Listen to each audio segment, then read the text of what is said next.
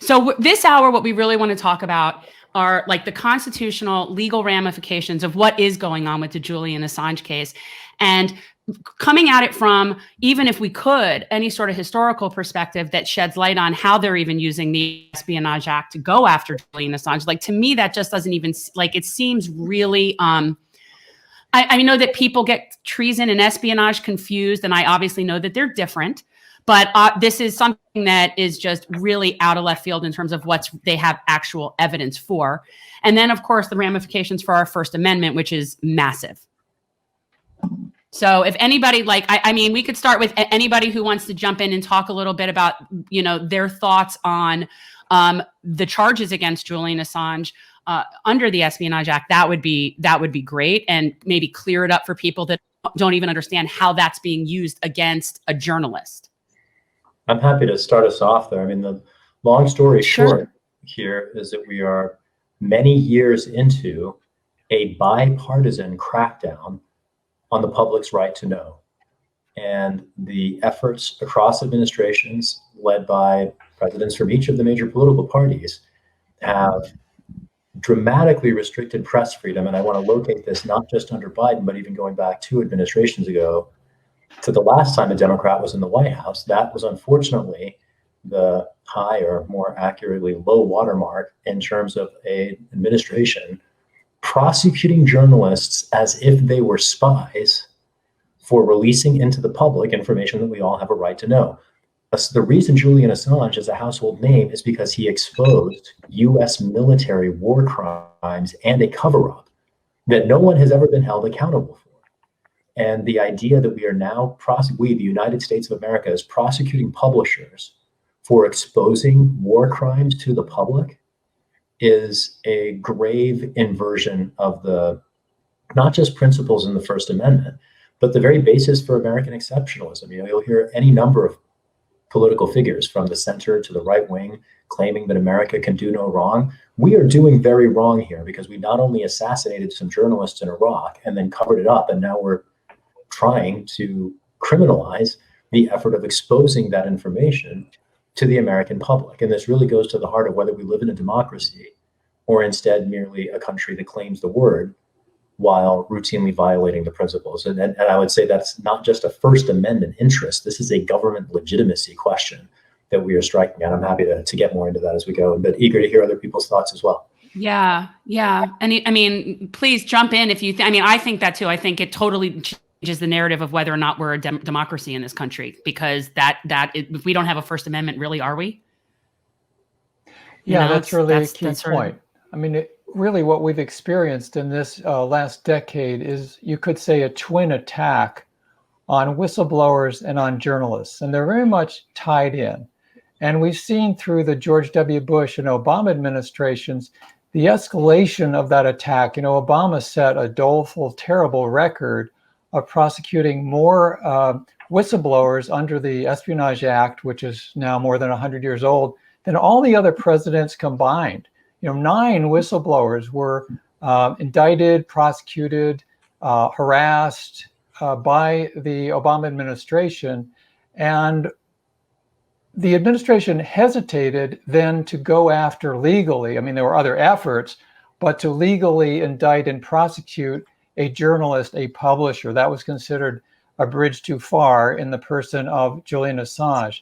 What's happened now is a further escalation, not only going after whistleblowers, but also after a publisher, after a journalist named Julian Assange. And there's sometimes a confusion, and the mass media participates and accentuates this, that supposedly Julian Assange is a whistleblower. He's not. He's a journalist. And to prosecute him is to prosecute the same kind of entity in terms of journalistic and First Amendment function as the New York Times or the Washington Post.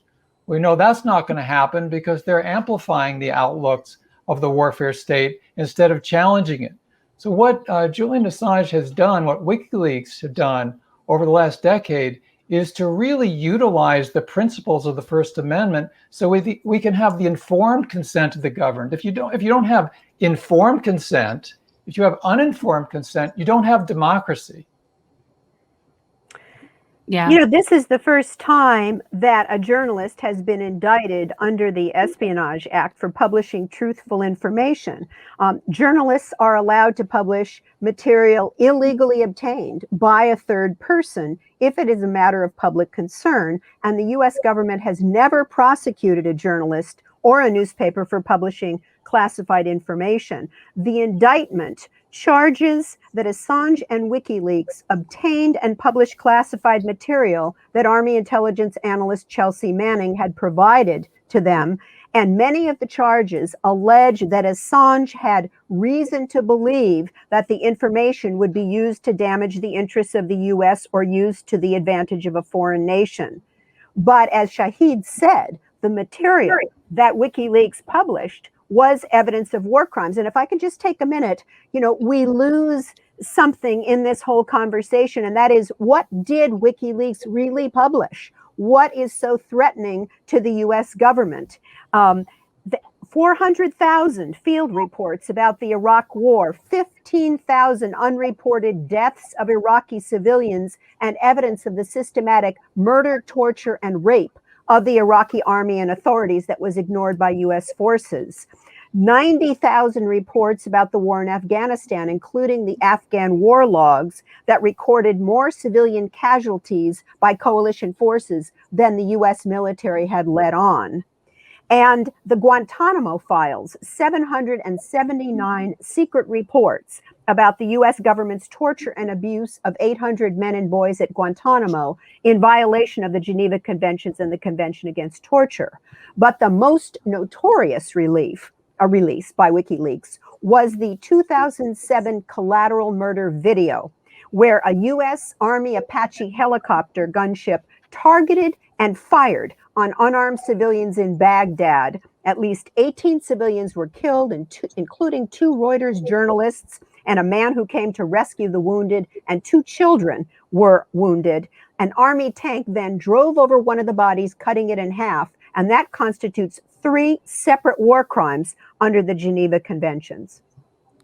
Yeah, I don't think people understand that, because they turn it's perceived in a way. And I see this happening where they hang it out like, oh, but that's exposing stuff that's a matter of national security, or that'll damage, like they draw this distinction between what the public is useful for the public to know and what is protecting national security.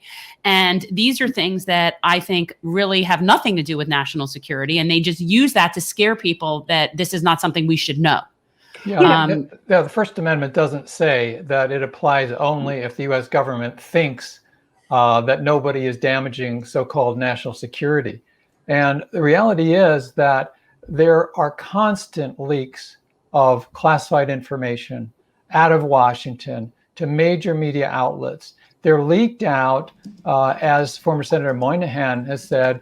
If they didn't leak out, if that process didn't happen, the US government wouldn't basically be functioning the way it functions, because virtually every day you can look at mainstream media, there's classified information being put out because it is leaked by government officials who have their own motives. Usually it makes certain people in the government or policies in the government look good to selectively leak out. So what we have on the contrary here, the flip side is, we have a selective prosecution because it's information that, rather than puffing up or making the US government look good in a lot of eyes, it actually exposes the criminal nature of US foreign policy, and now what is a 20-year continuous warfare state in terms of targeting many different countries. I think that people often get confused, and not only the US media, but unfortunately even outlets like The Guardian in Britain, they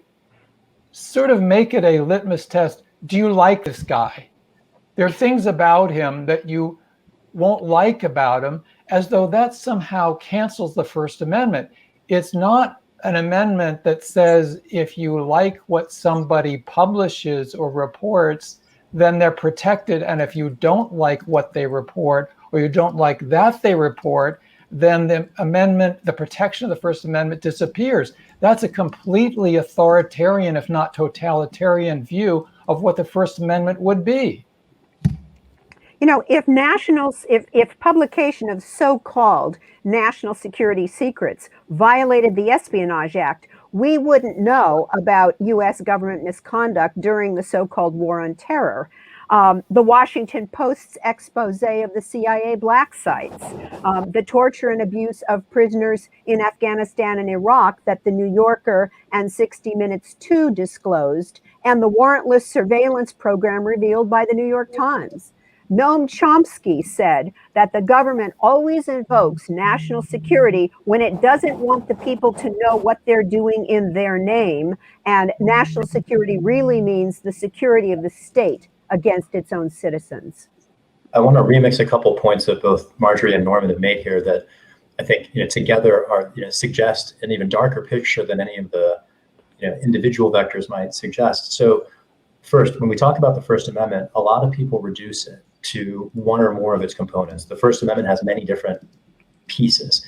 One of them is a right of the press. A reciprocal part of that is the right of the public to know what our government is doing. That's why freedom of the press is protected under the First Amendment. And this idea, Norman described it as a selective prosecution. It would be, I think, equally fair to describe it as a predatory prosecution, and a defensive prosecution aimed to insulate a completely indefensible set of human rights abuses and a foreign policy that is a human rights abuse engine from long overdue public critique. I think it was 2019, it might have been 2018, the Washington Post. Norman described how what WikiLeaks and Julian Assange have done is the same journalistic function as a publisher like the Washington Post and the New York Times. And I love your point that those outlets don't have to fear this kind of result because those outlets practice stenography as often as they do investigative journalism. Bit of a digression here, but just to riff, Marjorie mentioned the New York Times revealing the NSA's warrantless wiretapping activities. This was back in 2005. The New York Times sat on that story for a year. They swung the 2004 election for George Bush because they refused to publish facts.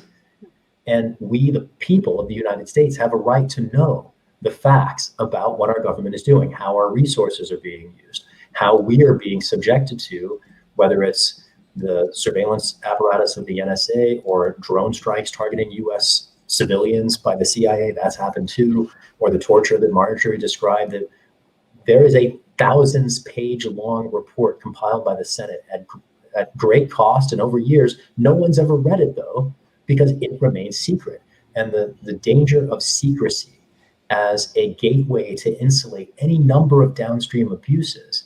And just to tie the loop here, I think it was 2019 or 2018 that the Washington Post revealed that everything we've ever heard about supposed progress in the war in Afghanistan was a lie.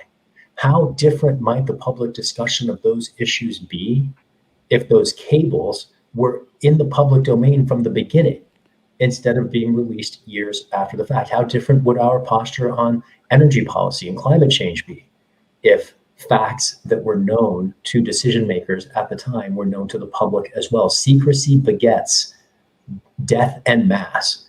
And the last thing I'll say here is, Marjorie was talking about the collateral murder video. We're talking at the moment about a prosecution of journalists and publishers to constrain information from being released to the public. The people that were killed in the collateral murder video were themselves journalists. This is a multi-dimensional attack on the press that is continuing today under the Biden administration. And if anybody watching this was concerned about the Trump administration and its serial violations of international human rights, or the Obama administrations, or the Bush administrations before that, or Clinton or Reagan, we could go on. This is an issue, an opportunity to change the direction, to make sure that we are putting transparency and human rights before and I love how Marjorie described the national security as the interests of the state to be secure from the critique of its citizens. And that's exactly something that none of us should be willing to accept. Those are great points, and go to the matter of content and timing. I'm no lawyer, but there's the saying that you can find chiseled in some courthouses: justice delayed is justice denied. And it's also true of journalism. Napoleon said, it's not necessary to censor the news. It's sufficient to delay it until it no longer matters. By which he also meant, yes, it matters in hindsight, but not to affect the actual events. And I think it is a great point that the New York Times and these other mass media outlets are not reliable because often they will delay. And it's a great example about the more than 1 year delay about the illegal wiretapping program that the New York Times acceded to, because they explicitly said, Bill Keller, the head of the organization at the New York Times, said, well, we didn't want to affect history. You know, we didn't want to reveal this information until George W. Bush effort for re-election had been completed. When was that? At the end of his first term, they said, no, we don't want to publish this before the election. We're going to wait. I sat through a couple of weeks of the trial of the CIA whistleblower Jeffrey Sterling in federal court. And we had testimony, including from Condoleezza Rice herself, the Bush National Security Advisor, where she had called in people from the New York Times and said, don't publish this information. Your reporter, James Risen, is exposing a really screwed up CIA plot involving diagrams on nuclear weapons provided to the Iranian government, but we don't want you to publish it.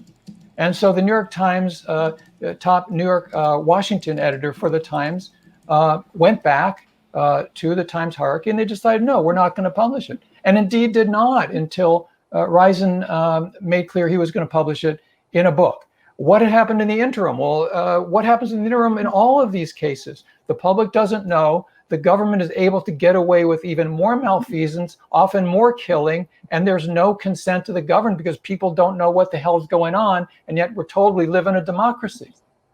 You know, the irony is that WikiLeaks, these revelations actually saved lives. People don't talk about this, but after WikiLeaks published evidence of Iraqi torture centers that the U.S. had established, the Iraqi government refused Obama's request to extend immunity in civil and criminal cases to U.S. forces that remained in Iraq. And so Obama was forced to pull troops out of Iraq. And 10 years later, according to Iraq body count, the war logs remain the only source of information regarding the many thousands of violent civilian deaths in Iraq between 2004 and 2009. Yeah, I think it's interesting that we're so self-important in this country, and there are so many things here that are violations of international law. And we sort of try to hold ourselves out as sort of like this beacon of democracy and like the keeper of the peace. And yet we are in violation of so many international laws and agreements, and nobody ever really talks about that. Like what is our obligation there? I mean, like, where are we really falling short? I mean, I mean, there's probably every treaty and agreement that we don't pay attention to. I mean, torture obviously is against, international law. We're drone bombing how many countries right now without any sort of declaration of war. So there's all these violations going on, and nobody ever talks about the international law aspect of this. Like, where do we fit into that? Well, the grandmother of all treaties is the United Nations Charter. And the U.S. helped form the United Nations system in 1945 to save succeeding generations from the scourge of war. And we are bound by the UN Charter. It's part of U.S. law under the Supremacy Clause of the Constitution that says treaties shall be the supreme law of the land. And under the UN Charter, a country does not have the legal right to invade another country unless it has been attacked, unless it has been the subject of an armed attack. And yet Bush illegally invaded Afghanistan. People don't talk about that. They just assume that it was a just war and it's going on too long, etc. But it was an illegal war. The Iraq war was an illegal war. They lied us into that war. Iraq never attacked us or any of our allies. And the same with the countries, the 7 countries that Obama dropped drones on, also in violation of the UN Charter. Trump continued to attack other countries in violation of the UN Charter. And I think it was a month into his presidency that Joe Biden bombed Syria and Iraq, also illegal. And yet people don't talk about that. That is our law, and we need to be mindful of that, the rule of law. On the subject of international law and the American role in it, I want to maybe sketch an arc, because there was a point in time about 70 years ago when, as Marjorie was describing, we were pivotal in establishing any notion of international law in the first place. There were international norms, But the international legal regime, as we know it today, we fought and won a world war to establish it. And that paradigm, that set of institutions, greatest threat today is the United States of America, the arc of having gone in 70 years from fighting a world war to establish international human rights to then becoming, within just 3 generations, one of the world's foremost repeated, systematic violators of those very same principles, should alarm any of us. And I think it's one that, when Norman talks about the lack of informed consent, that most Americans have no idea that we have gone from being the liberators of Europe to the progenitors of torture around the world. Our human rights abuses are cited by other countries as justification for their own practices that violate, again, international principles that we were once proud to have established in the world. And to, we keep coming back to torture and kind of like removing it from the analysis because they are somewhat separate discussions, this idea of suppressing the press versus torturing people. But, the reason I want to bring torture back into the discussion is that it's just the latest among any number of treaty obligations that we violate. The Convention Against Torture is not only unequivocal about the prohibition on torture, but we are also internationally obligated to prosecute any credible allegation of torture and investigate it all the way up the chain of the command. We violate that principle every damn day that the torture report remains suppressed and secret. It's not as if we tortured some folks, as President Obama said, and we're not going to look backward, we're going to look forward, now everything's fine. Every day that we don't investigate the people in the U.S. government who continue to serve in some instances, responsible for these crimes, as a country, we are complicit in ongoing violations of international law. I just want to make sure that that lens is I think that's really important. I just want to say welcome back, Katie. Katie was having technical difficulties, which is why she was sort of in and out. She was having some technical problems, but now she's back. Probably, yeah. They're on to you. And so welcome back, Katie. And Thank so you. anything and so feel free to jump in and do whatever. Yeah, would love to. And it's so great to meet you, Marjorie. I've met you, Norman, and Shahid, at least virtually before. But yeah, it's interesting because you just brought up torture, Shahid. And, there is another connection is that what they've been doing to Assange and what they did to Manning, the UN and other organizations, medical organizations, consider solitary confinement to be torture. So there's that other connection. And I said during one of the other panels that, this is the type of behavior that if any other country were engaged in it, the United States would condemn. And Jen, I think you said that, we'd be invading that said country on the grounds of, its attack on free press, human rights violations. Yeah. It's just incredible. Just following up on Katie's point, the Convention Against Torture, and that's part of U.S. law under the Supremacy Clause. That's a treaty the U.S. has ratified. But under that treaty, it says it has a provision called non-refoulement. And that means that no country who's a party to that treaty can extradite a person to a country where there is a substantial likelihood that that person would be subjected to torture. And witness after witness at Julian Assange's extradition hearing testified that because he's charged under the Espionage Act, he would be housed in a maximum security prison and be in solitary confinement for at least 23 hours a day. And as Katie says, solitary confinement amounts to torture. It can cause hallucinations, catatonia, suicide. And so there is a substantial likelihood that Julian Assange would be subjected to torture. And that's one of the best grounds for denying extradition. And interestingly, when the judge denied the Trump petition to extradite Julian Assange, it wasn't about the First Amendment issues, which she actually did not question. She didn't question the Trump administration's attacks on the First Amendment. It was because she said that the U.S. prison system was not equipped to protect him against committing suicide, which is a real indictment of the U.S. prison system.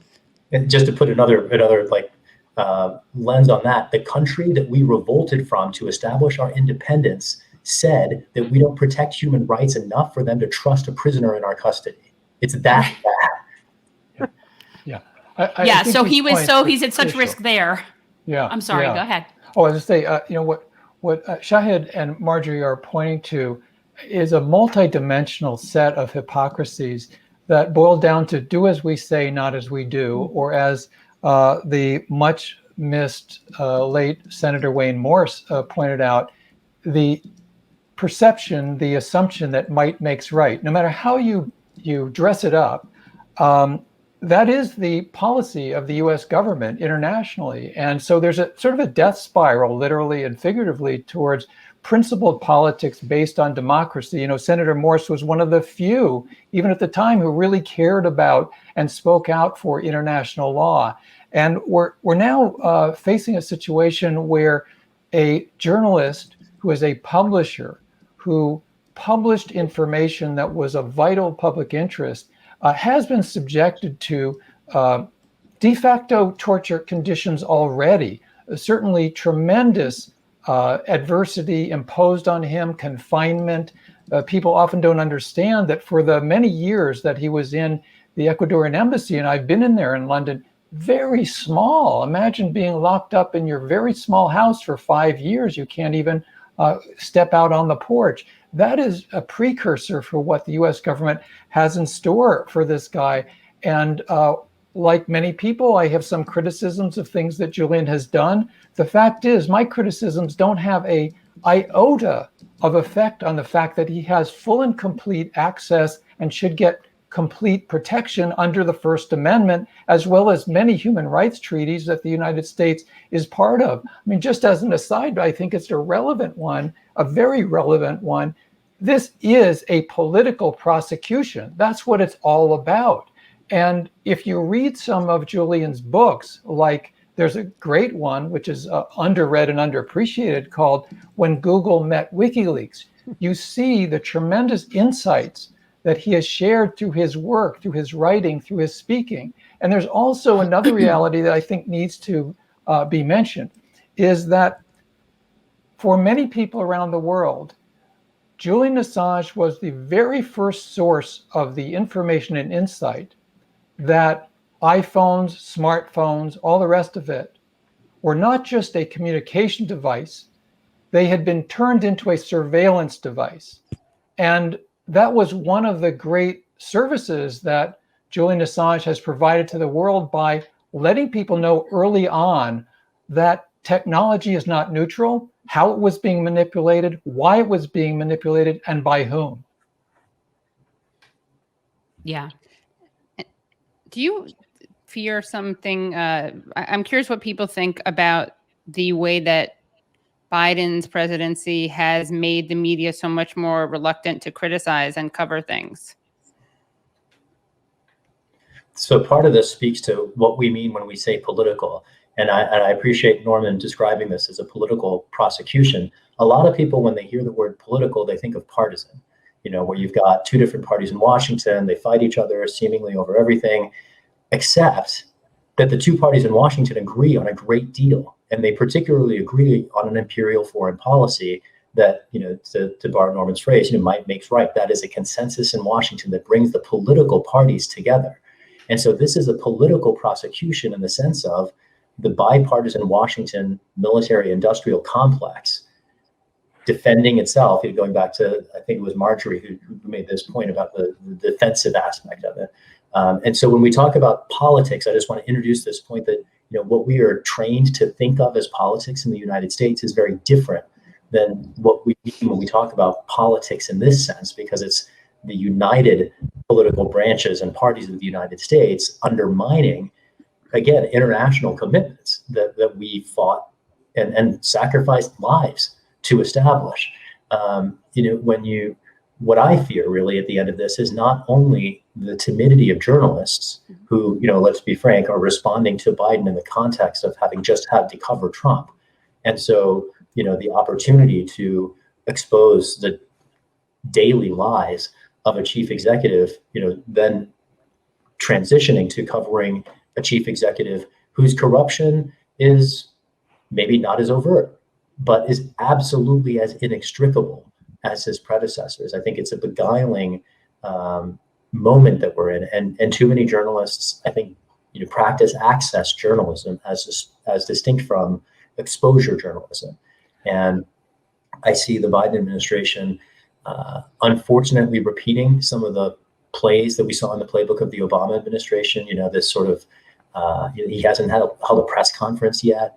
This idea of relying on, videos that make them look cool instead of answering hard questions about what the hell is going on in Washington. That's their job, not sending videos, of him walking in slow motion, under the columns. Like, I don't care, what shoes Kamala Harris is wearing, or, I just want to hear our leaders own up to the facts. And that's the job of the press. And I fear not only that the press will become intimidated through this prosecution, I frankly fear that the press has been sort of lost the capacity to perform its ethical function, even independent of the crackdown. And just to chase that, to tug on that thread, when you have a press that has lost its institutional capacity and or is intimidated institutionally from fulfilling its constitutional role, what we have then is an ignorant public, spoon-fed information and led by the nose into who knows what limit of international crimes. We've seen a bunch in the last 20 years. I fear the next round, and it's precisely what we can expect if the press is not emboldened. When Biden attacked Syria and Iraq and said, "Oh, we were protecting U.S. soldiers who don't belong there in the first place," against Iranian-backed forces without evidence, even if it were legal to do what he was doing, almost no pushback by the corporate media. And to pick up upon what Shahid talked about, which is basically the policy of U.S. imperialism that has spanned every presidential administration all the way back.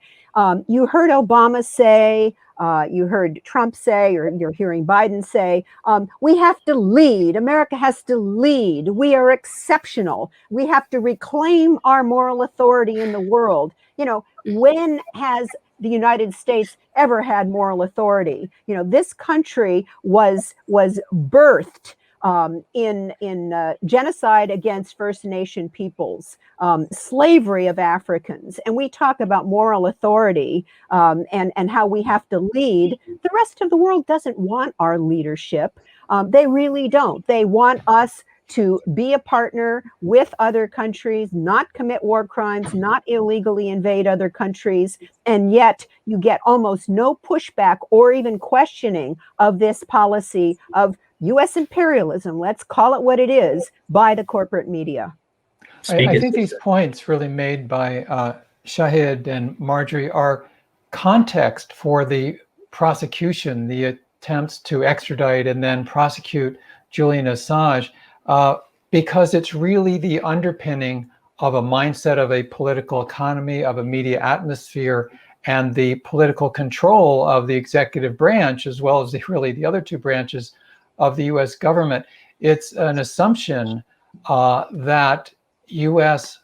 dominance of the world should be accentuated as much as possible. And let's face it, WikiLeaks really threw a monkey wrench into that war machinery, and that's not appreciated. It's a precedent that those in power and largely bipartisan outlook in Washington, they want to squelch, not let it grow. And so the Biden administration, 2 months in, clearly is an effort in some respects to go back to the future. There is a decent analogy to the mid-1960s where, with the Great Society programs and support for civil rights, the Johnson administration justifiably earned a lot of support from the progressives of the day. At the same time, the Johnson administration was escalating a murderous war in Indochina, and people in Vietnam were being slaughtered at the same time. And you could draw a rough analogy to today. There was a very good article that was written by one of the only really progressive columnists of the Washington Post, Katrina vanden Heuvel, just in recent days, where she pointed out that on domestic policies, of course, progressives want a lot better from Biden, but it's notably better than Trump's. And it has a lot of good elements of Biden domestic policy. You get to his foreign policy, it's a continuation of an imperial view of U.S. dominance of the planet, tremendous militarism, killing people, often in secret in many different countries. It's the continuation of respecting what we could call the third rail of U.S. politics, which is U.S. empire overseas. And so in that context, it's a tension for some of the mainstream media establishment and other commentators who were esteemed in this country. What do? We like Biden, what he's doing domestically. We feel good. We're glad to get rid of Trump. Biden's proceeding with what Trump initiated, which is the extradition of Julian Assange. Oh, well, they're not going after our favorite newspapers and magazines and website. They're not going after Daily Beast or Huffington Post or the New York Times or NPR or the Washington Post. And so there's sort of a walk away from responsibility. And part of our organizing capacity has to be to rev up, to insist to everyone in the United States, including definitely pointedly the establishment, we're not going to stand for attacking the First Amendment in the process of attacking Julian Assange. You also had people actually, embarrassingly enough, saying when Trump did, when Biden went into, did what he did in Syria, you had people, blue checks on Twitter, thanking him and expressing gratitude that he was so nuanced about it. And it was so kind of no fanfare. It was so subtle. It's like, do you want Cambodia? Like, is that what you want? You want secret bombings? That's something good. I mean, it's unbelievable. And the same people would, during the Trump era, the Trump years, they would push him to, they never focused on what he was doing abroad that was at all belligerent as a problem. In fact, they would always try to get him to be more belligerent against Putin, which never made sense to me, because the same people calling him Cheeto Mussolini, unprecedented threat, and I'm not a Trump fan, obviously, but the same people who would say that also wanted him to be engaged, be more belligerent with Putin and Kim Jong-un, and it made no sense. Like, what was the end game there? They always attacked him from the right. They always attacked him from the right. Like, it was so frustrating. Go, Marjorie, go ahead. No, I was just going to say, one of the most frightening and disturbing things about the Biden administration's foreign policy is rattling the sabers against Russia and China and beefing up our nuclear weapons cache. That's really frightening. That's not just, trading words. We're talking about nuclear armed powers. And, calling Putin a killer. Well, of course, Putin's a killer, and so is Biden. He's killing people now as well. But that was so unnuanced the way he said that, and really opened the door to Putin saying, well, it takes one to know one, et cetera. But aside from all the rhetoric, it's really dangerous. It's really frightening that yes, Biden is pursuing a much better domestic policy. We breathed a sigh of relief. He's finally getting a handle on the pandemic, which Trump criminally allowed to metastasize and kill people. But Biden's foreign policy is really dangerous and really frightening. And even on domestic issues and COVID, I would just add that we need to be really vigilant, because the media certainly isn't being that with Biden's decisions around that. And a lot of the press, the spokespeople are speaking out of both sides of their mouths. And, all of a sudden it's a 3 feet difference. And they're also not doing anything to help bring the vaccines to other countries. And they really, there's very little transparency. And his press people are kind of more talented or less tacky versions of Trump's, I would say. Well, some intersection, one sort of convergence of your point, Katie, and the venom, the hostility, the rage against Julian Assange is the Democratic Party establishment, the Clintonites, the Obamanites, and the reality is, let's face it, Julian Assange was very hostile to Hillary Clinton. Hillary Clinton was very hostile to Julian Assange. And the Clinton machinery, Bill, Hillary, Neera Tanden, Center for American Progress, the whole infrastructure of neoliberal Democratic Party so-called leadership, they despised Julian Assange because they thought they would win in 2016. They had to blame somebody. They couldn't blame themselves for Hillary Clinton being a flunky for Wall Street and choosing to take six-figure honorariums for speaking for an hour and all this. So, there's a reality in the book Shattered. It documents by two reporters from The Hill that 24 hours after Hillary Clinton lost, they had a meeting at their Brooklyn headquarters. Who are we going to blame? So we're going to blame Russia. Well, coming along with that is, well, let's blame Julian Assange. Yeah, Aaron Mate calls that the privilege protection racket. That's what he calls the Russian narrative for all the consultants and campaign people. Yep. It's not unwarranted because it is there's in the same way that Eisenhower described a military industrial complex. What we're describing now is almost like the press industrial complex or the political industrial complex that supports it, enables it, obscures it. I want to expand the conversation here in the sense that we've been focused particularly on the government and the press. I want to just invite our movements to engage here.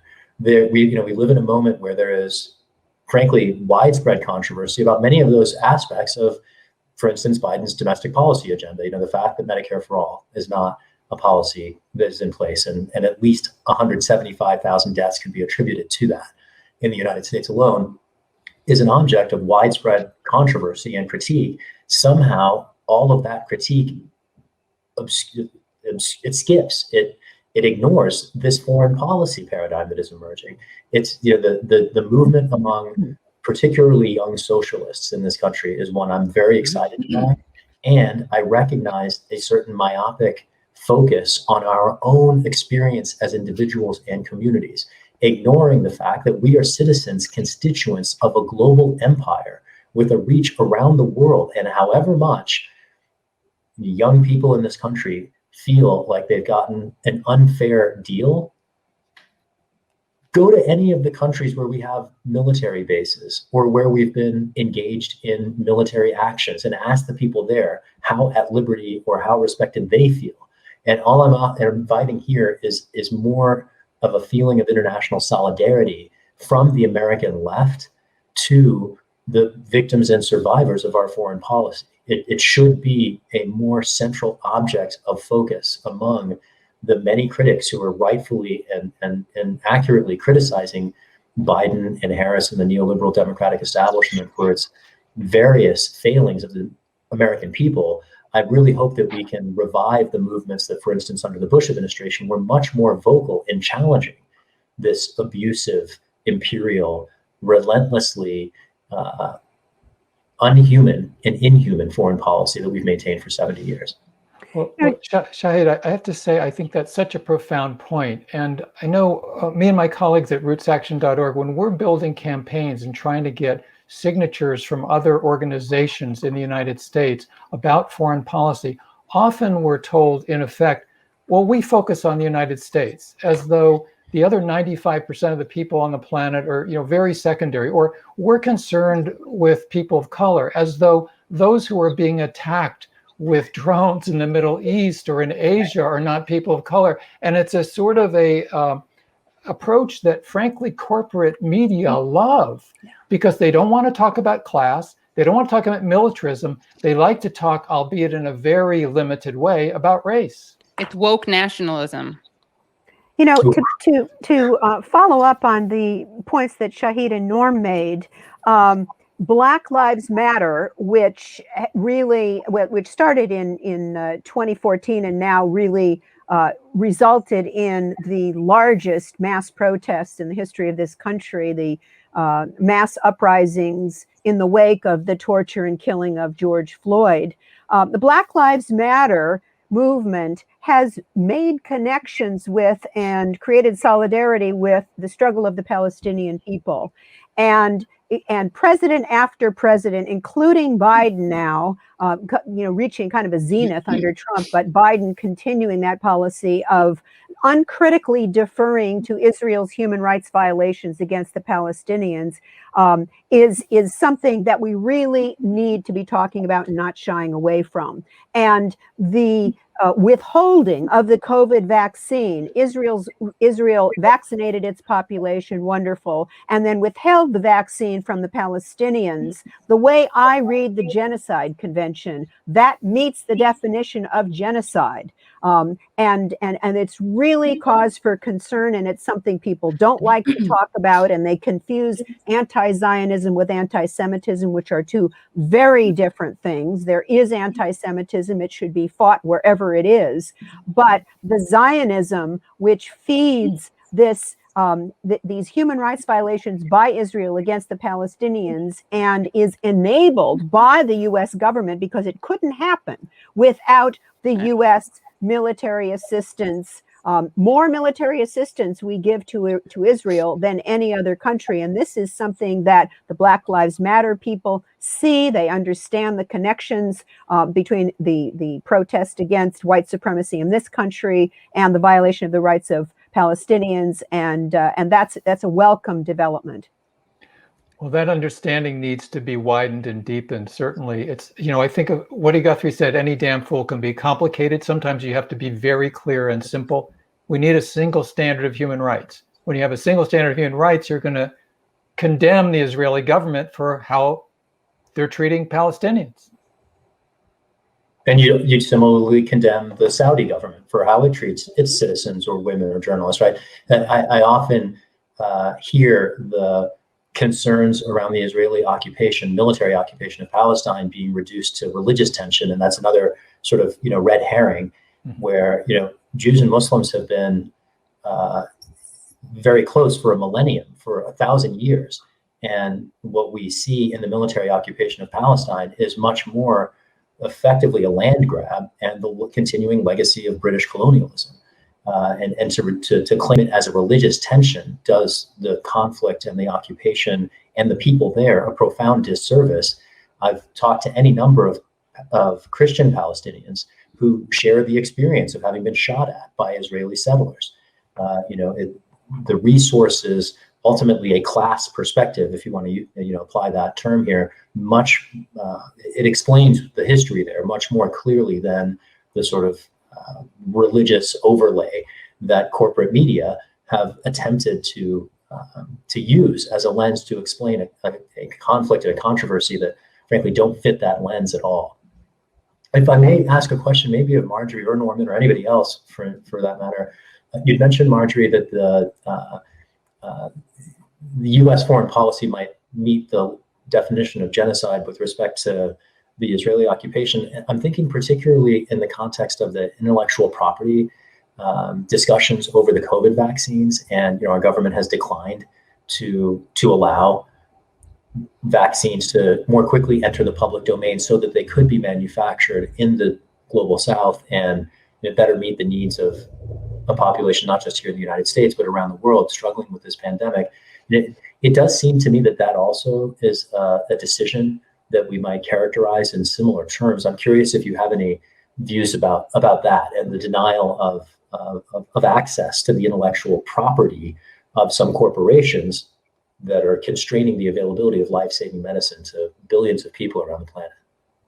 Yes, I think that's a factor. And of course, that has to do with racial capitalism, which has been a scourge in this country and for years and generations, and now is really intensifying. But by withholding the vaccine from the Palestinians and then Israel saying, well, they're supposed to take care of their own health needs, it totally belies the duties of an occupying power under the Geneva Conventions, which is to protect the health and safety of the occupied. And Israel is occupying the Palestinian territories. But by withholding this vaccine, that is intended in whole or in part to wipe out a people, a racial minority, and that's what's happening here. And I think it's very, very alarming. Gaza is such a densely populated area. It's the largest open air prison in the world, it's been called. And yet Israel has it tightly. There's a siege. They don't let, they control all the ingress and egress, including what kinds of medical, the COVID vaccine and other medical help. get into Palestine. And of course, the U.S. isn't protesting it, just turning its head the other way uncritically. I think during the Obama administration, Obama said at one point he had the gall and the nerve and the temerity as he left office to abstain from a resolution condemning Israel for building the illegal settlements and as he was leaving office. But other than that, gave it a lick and a promise. Hardly ever. You saw almost no criticism of the policies of the Israeli government, and that certainly held true with Trump, who recognized Jerusalem as the capital and did a number of other things which are which were very, very damaging. And I have no reason to believe that Biden is going to really be any different in terms of the uncritical support that the U.S. gives to Israel. And really quickly, anyone who thinks that criticizing Israel is anti-Semitic should look at B'Tselem, the human rights organization in Israel that's doing a lot of documenting of I want to just say violations. Right. I'm sorry. I want to say one other thing. And there is a collection that came out about, I think it was over between a year and 2 years ago. And it's called Reclaiming Judaism from Zionism. It's a collection of essays. I actually have an essay in there, and Carolyn Karcher is the editor. And it's rabbis, students, activists, Israelis, people from all walks of life talking about the difference between anti-Semitism and anti-Zionism. And I think it's very important to keep those two things separate, because whenever someone criticizes Israel, especially in the corporate media, the New York Times is the king of this. You're being anti-Semitic, and it is not anti-Semitic to criticize the Israeli government and the Zionist policies. That's not anti-Semitic. Okay, so before we wrap up this panel, we've been having everybody, somebody each hour, call the Department of Justice line and leave the message using the script that we're providing. And so our lucky panelist who was selected is Shahid to do this call. And so if that's okay with you, I figure, okay, so you just got to put on speaker. I'm going to pull it up. Or call Pelosi. That's the other option. Yes, you can. Yeah. Yes, you can. If her mailbox isn't full, because Feinstein's is full. And Biden shut off the comment line at the White House, so we can't even call there. Probably accidentally, probably tripped over it. I'm sure it was a real accident. And so I'm gonna let me put the thing back up so everyone can see it. And this is where I get a little challenged. Here we go. This should be it. Perfect. Yeah. And so we've just been having everybody do it. And like that way, like once an hour, somebody's seeing an example of it. And also for people, if you're not comfortable calling, please feel free. I believe that we have something in the description, John, correct me if I'm wrong, where it's for an email, so that this can be used as an email. The same content can be used as an email, and you can send that to your representatives as well. But yeah, we need to fill their box. I'm going to start with the Senate switchboard and call Senator Padilla, because he's actually somebody who, this new senator might be persuaded. That's fine. Yeah, I mean, you just do it once is a good sample.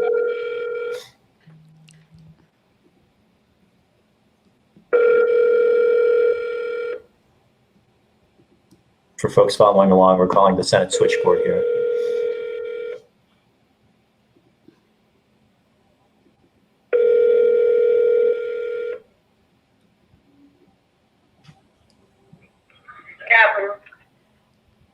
Hi there. I'm looking for the office of Senator Alex Padilla.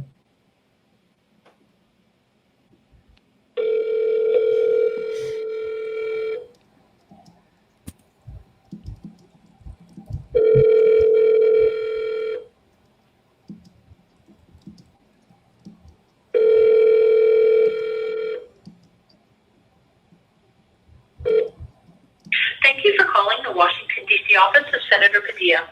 Currently, all of our staff are assisting other callers, or our office is closed. Please leave a message including your name and contact information. Thank you. Hi, my name is Shahid Buttar. I'm calling from San Francisco, and I'm calling to ask you to perform oversight of the Department of Justice and encourage the department to drop its unconstitutional case against Julian Assange. I and many others are deeply concerned about the ramifications that prosecuting journalists and publishers for exposing American war crimes will have, not just on our civil liberties, but also on our foreign policy and human rights around the world. President Biden promised that he would end Trump's attacks on the press, yet his administration has indicated that it will continue to seek Assange's extradition. The prosecution of Julian Assange creates a dangerous precedent that could, if left unfettered, prevent journalists from holding our government accountable. You've sworn an oath of office to defend the Constitution against all enemies, foreign and domestic. I implore you to follow it. Please protect our First Amendment and force the Department of Justice to drop its illegal case against Assange immediately. Thank you for your time. You can reach me at shahid.buttar@gmail.com. Thanks for your service. That was so thorough, and you added your contact information at the end, and that was great.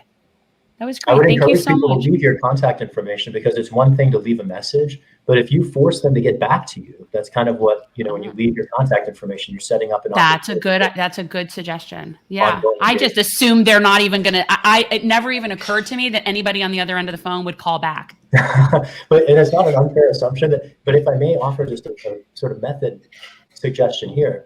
Sure. Calls to Washington matter. They matter a little bit. What matters a lot, what will actually ensure that you get a response, is if you write a letter that your neighbors co-sign. So leave your messages today. The telethon's a great idea. We should go beyond it. And if you're fired up by what you've learned today on the telethon and you want to take a further step, write a letter, paraphrase the concerns that you've heard. If there's something that one of the speakers today has said that really resonated with you, just paraphrase it in a letter and shop it around to your neighbors. And if you can even get 3 or 4 people to sign your letter with their addresses to prove that they're constituents, and you co-sign that letter and you send it in to Washington, you're going to get a response, because it's a different thing when you approach your legislators and policymakers as a group, because instead of them perceiving you as an individual constituent who they might ignore or send a form letter to, they're going to perceive a group with an articulated interest either as an opportunity for some constituents to co-opt or as a threat. And we are at the point where we need to be escalating. We can't just be asking and pleading for the attention of our representatives. Sending these letters in groups sends an implicit threat as well as a carrot. And I would just invite, your listeners to consider that as a further step you might take. No, it's great. Thank you so much. Thank you so much for bringing us together. I learned a lot from everybody here. Me too. So did I. Yeah, I'm so thankful that you all came. This was definitely the very intellectual academic panel, and I was a little bit nervous. I'm like, oh no, these are really, really smart people, and that's why. And I had to cut reinforcements, and this is why Katie's here and everything. But I so appreciate you guys giving your time to this. It's really great. I'm very appreciative. Thank you. Thanks so much, everybody. Thank you. All righty. Bye. Bye. All right, we're gonna move on. Thanks for watching. If you want to support our mission to transform politics into service, please like this video, subscribe, follow us on social media, and consider joining our Patreon, where you'll get early access to our interviews as well as other exclusive content. Links are in the description. Peace out.